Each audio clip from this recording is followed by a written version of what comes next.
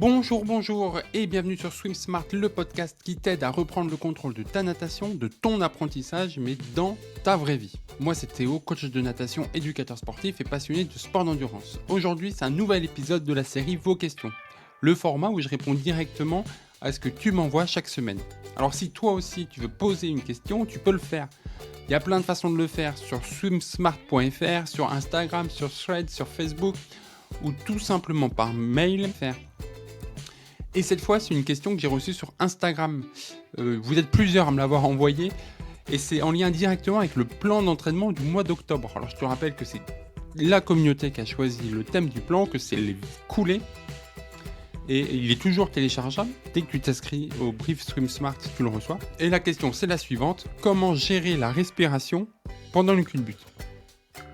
Alors c'est une question simple, mais c'est crucial parce qu'elle touche à la fois la technique, la respiration et la sécurité, évidemment. On a tous un moment où on a galéré à faire une culbute, où on n'a pas eu assez d'air, où l'eau est rentrée dans le nez, où on s'est mis à tousser. Alors, je ne sais pas s'il n'y a que moi, dites-le moi en commentaire, j'espère que non. Et je foire une culbute, l'eau rentre dans le nez et j'en suis à le seul truc qui me fait un peu du bien, c'est de me taper sur la tête. Donc voilà, je ne sais pas si je suis normal ou pas, mais voilà. Et avant d'entrer dans le vif du sujet, je te rappelle que tout le mois d'octobre, 20% des revenus générés par SwimSmart sont reversés à la Ligue contre le cancer, à l'occasion d'Octobre Rose. Donc voilà, on a déjà une petite somme qui est mise de côté, dont je vais faire don au début du mois de novembre. Donc n'hésite pas, si tu réfléchis à prendre ton abonnement, c'est le moment, parce que non seulement tu vas avoir accès aux interviews exclusives, aux capsules exclusives, au plan mensuel détaillé, aux entraînements audio guidés que tu vas glisser dans ton lecteur MP3 aquatique, mais en plus tu vas soutenir une noble cause, une cause qui touche. Voilà. Malheureusement, on connaît tous quelqu'un, soit dans notre entourage direct, soit dans notre entourage un peu plus éloigné, au boulot, enfin voilà, on connaît tous quelqu'un malheureusement qui est atteint du cancer. Et deuxième chose un peu particulière, c'est que dans un mois, c'est mon anniversaire. Le 11 novembre, c'est mon anniversaire. Il y a un concours avec 2 abonnements premium d'1 an à gagner. Un tirage au sort parmi ceux qui sont inscrits au brief Swim Smart et un tirage au sort parmi ceux qui laissent un avis dans le formulaire qu'il y a sur le site. Tout est en description. Et dernière chose, si tu veux suivre ma reprise de l'entraînement après 8 mois sans nager, après 10 ans sans m'entraîner, quand tu t'abonnes au brief Swim Smart, tu suis mon carnet de nage que je lance. Donc voilà, c'est un peu mon journal du matin que tu reçois directement par mail. C'est ultra court, ultra concret. Et voilà. Allez, on attaque. Comment respirer moins, mieux et surtout plus intelligemment pour réussir cette fameuse culbute. C'est parti. Alors, le premier élément bloquant lors d'une culbute, c'est cette fameuse position tête en bas. Alors, on met de côté les repères, parce que c'est pas la question ici. Là, on va se concentrer sur la respiration. Donc, on imagine que tu arrives à faire la culbute normalement, la pirouette, et un des problèmes, c'est l'eau qui rentre dans le nez. Et ça bloque tout. Et là, tu perds tous tes repères, tu t'arrêtes complètement, tu sors en toussant, en suffoquant, tu es au bout de ta vie, et surtout, tu n'as plus du tout de vitesse. Une solution pour pas que ça arrive, et ne me parle pas du pince-nez. Le pince-nez, c'est pas une solution. Le pince-nez, c'est un accessoire qui va t'aider à mettre de côté un problème. C'est comme si tu disais je ne tiens pas sur un vélo et je vais mettre des petits trous. Bah, mettre des petits trous, ça ne règle pas la solution, ça cache le problème. Et ben le pince-nez, c'est la même chose, ça va cacher le problème. Donc, je ne dis pas qu'il ne faut pas le mettre, je te dis juste qu'il faut prendre conscience que si tu l'as, tu ne règles pas le problème, tu le caches. Donc, il faut l'utiliser avec parcimonie. Tu peux très bien le mettre pour du confort au début et de temps en temps te forcer à faire 1, 2, 3 longueurs sans pince-nez et puis petit à petit, de plus en plus, jusqu'à temps que tu n'en aies plus besoin. Mais donc pour régler le problème, il y a un seul moyen. Si tu veux pas que l'eau rentre dans le nez, il suffit, entre guillemets, parce que c'est évidemment plus facile à dire qu'à faire, il suffit de souffler avec le nez. Si tu souffles avec le nez, l'eau ne pourra pas rentrer. Si l'air sort, l'eau ne peut pas rentrer. Voilà, c'est aussi simple que ça. Évidemment, on n'a pas beaucoup l'habitude de souffler avec le nez. D'accord ? C'est plus simple. On a plus l'habitude de le faire avec la bouche.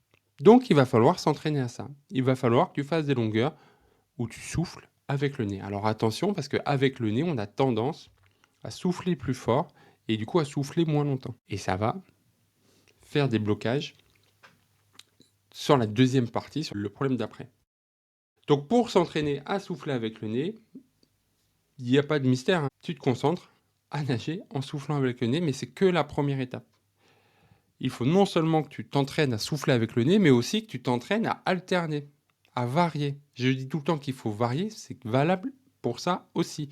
Souffle des fois avec le nez, la longueur d'après tu souffles avec la bouche, la longueur d'après tu alternes un cycle où tu souffles avec le nez, un cycle où tu souffles avec la bouche, mais tu alternes aussi dans un cycle une expiration avec la bouche, avec le nez, avec la bouche. Plus tu vas varier, plus tu vas être capable à l'instant T, au moment de ta culbute, de créer les bons repères pour savoir à quel moment tu dois souffler avec quoi. Mais comme je te l'ai dit, quand tu souffles avec le nez, on a tendance à souffler plus fort. Et ça amène au deuxième problème, c'est le temps d'apnée que ça nécessite. Le temps où tu as la tête dans l'eau. Parce que dans l'idéal, ta dernière inspiration, elle vient 1, 2 mouvements avant le mur, avant ta culbute. Donc ça veut dire que tu vas faire 1, 2 mouvements, la culbute, la coulée, et je te le rappelle, 1, 2 mouvements avant de reprendre de l'air. D'accord?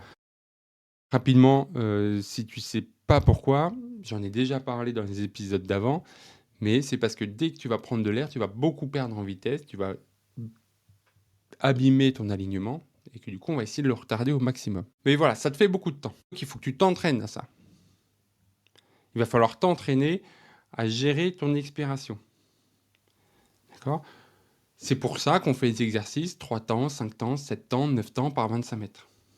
Parce que ça va te permettre de savoir gérer ton intensité d'expiration pour le coller au bon moment. Je te rappelle que le but du jeu, c'est quand tu prends de l'air, que tes poumons soient vides, pour que l'inspiration, elle soit réflexe, elle soit automatique, elle soit la plus efficace et la plus rapide possible. Donc ça veut dire que tu dois, après la coulée, après tes 2 mouvements, c'est là que tu dois inspirer, c'est là que tes poumons doivent être vides.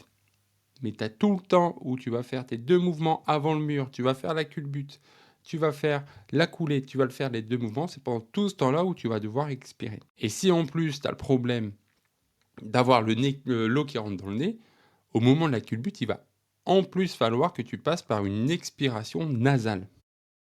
Et oui, ça fait beaucoup de changements, beaucoup de repères, et c'est pour ça que dans tous tes entraînements, que ce soit sur la respiration mais aussi sur les autres domaines, tu varies au maximum pour être capable de t'adapter le plus vite possible à l'instant T. Et typiquement, un exercice que j'adore pour travailler cette variation, ce changement de débit expiratoire, ça va être, tu pars en crawl. Alors je suis désolé, il y a le voisin du dessus qui fait des travaux, je ne sais pas si ça s'entend. Dites-le moi en commentaire si vous l'entendez ou pas. Savoir s'il faut que j'aille toquer à sa porte. Donc tu pars en crawl, 3 mouvements, t'inspires, 5 mouvements, t'inspires, 7 mouvements, t'inspires, 9 mouvements, t'inspires. Tu varies.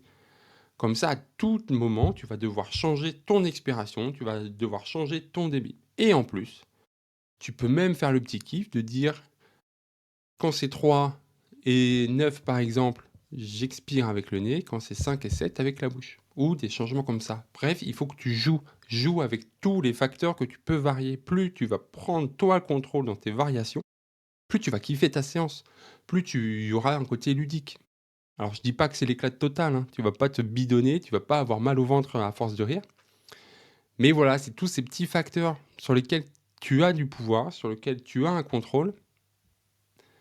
Et si tu les varies, ou si tu les fais varier, en sachant pourquoi tu les fais varier, c'est là où tu vas reprendre du plaisir dans ton entraînement.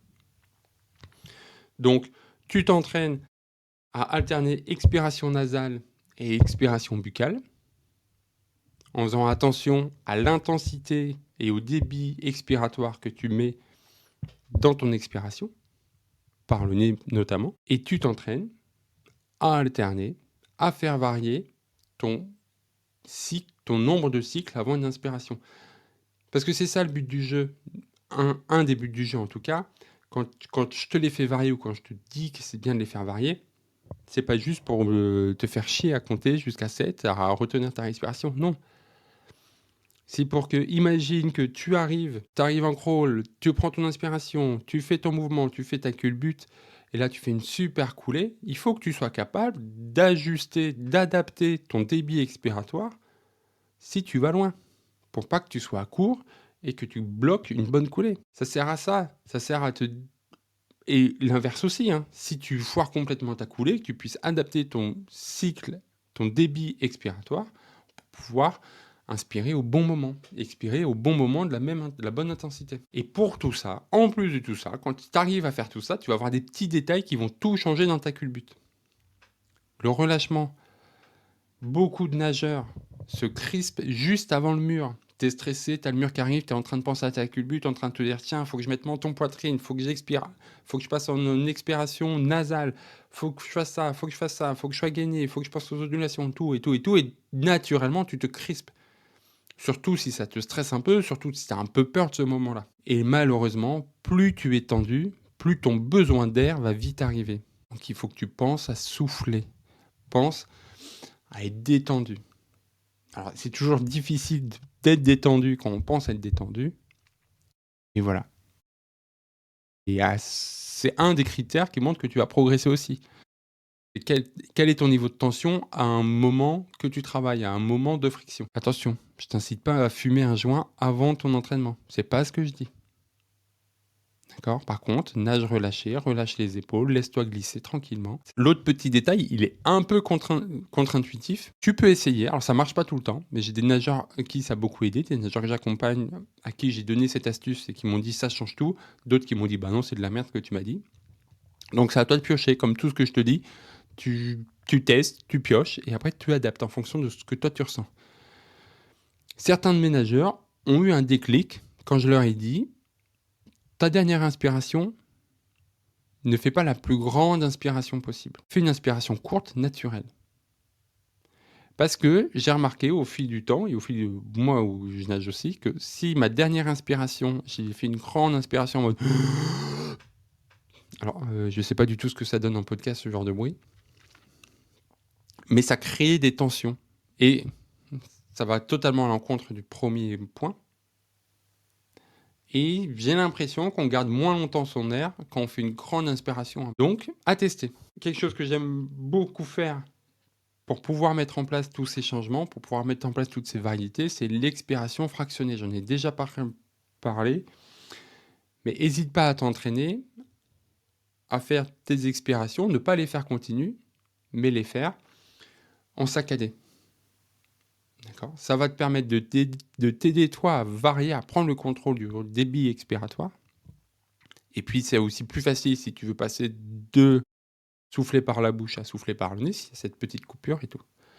C'est un exercice, petite parenthèse, qui est très utile aussi pour le côté accélération du mouvement aquatique. Tout ça, ça va être efficace, ça va avoir un impact si ta tête et ton alignement sont corrects. Si ta tête est bien placée, ça va tout changer. Si le menton est bien rentré, si le regard est vers le fond, si la tête est dans le prolongement du corps, ça va diminuer la résistance, ça va prolonger la glisse, ça va rendre ta coulée plus fluide. D'accord ? T'as plein d'exos que tu peux faire pour jouer avec ton expiration. La meilleure, enfin les meilleurs, comme moi en tout cas, pas les meilleurs, mais moi ceux que je préfère. Les coulées passives. Ceux laisser glisser le plus longtemps possible. Plus tu vas aller loin sans mouvement, plus tu vas réussir à contrôler ton expiration et aussi plus tu vas prendre confiance. Parce qu'il faut aussi savoir que c'est aussi un côté très mental, très limitant de se dire c'est la culbute, donc forcément je vais manquer d'air. Si tu arrives à faire des coulées passives où tu arrives à 5 mètres, 6 mètres, 7 mètres, tu auras moins peur de faire une culbute et une coulée de 5 mètres. Parce que ton esprit aura fait. C'est le même principe que l'exercice où je te dis de te mettre en boule, le dos à la surface, et de souffler et sans bouger d'aller toucher le fond. C'est typiquement un exercice pour repousser ta limite, pour prendre conscience de ce que tu peux faire. Un entraînement parfait pour travailler cette partie gestion de l'expiration pour la culbute, ça va être, tiens, pendant cet entraînement, tous les virages, toutes les coulées, au lieu d'aller dans l'eau plus de poussée, je vais aller dans l'eau, je reste au fond de l'eau, j'attends 5 secondes. 5, 4, 3, 2 et après je pousse. Et tu vas voir, c'est pareil, mentalement de le faire régulièrement, tu vas trouver de plus en plus facile de faire une culbute, puis ta coulée. Et en fait, tous ces exercices, toutes ces situations, tous ces questionnements, ça doit permettre de changer ton état mental, de changer ton état d'esprit. Il ne faut pas que la coulée, ça soit une zone d'urgence. Il ne faut pas que la culbute, ça soit une zone d'urgence, une zone de stress. Si tu stresses à ce moment-là, ça va être pire que mieux. Si tu ressors essoufflé, c'est souvent que tu as crispé ton mental avant le mur. Ton objectif, c'est moins de force, plus de contrôle. Donc, pour la culbute, gère ton débit expiratoire, d'accord, pour avoir le temps de vider tes poumons tout le temps de la culbute, la coulée, la reprise de nage. Fais attention à expiration nasale, expiration buccale. Sois bien relâché. Et une approche calme, jamais forcée, jamais crispée, toujours relâché. Et dernier élément dont j'ai pas parlé, c'est d'être à la bonne distance. Si tu es trop proche du mur, tu vas perdre de l'énergie, tu vas perdre du temps, tu vas perdre de l'oxygène pour pouvoir faire pour le mur. Et voilà pour cette nouvelle question. Un vrai sujet de fond, c'est vraiment pour moi passionnant, j'espère pour vous aussi, et c'est important. Parce que la culbute, on en fait tous.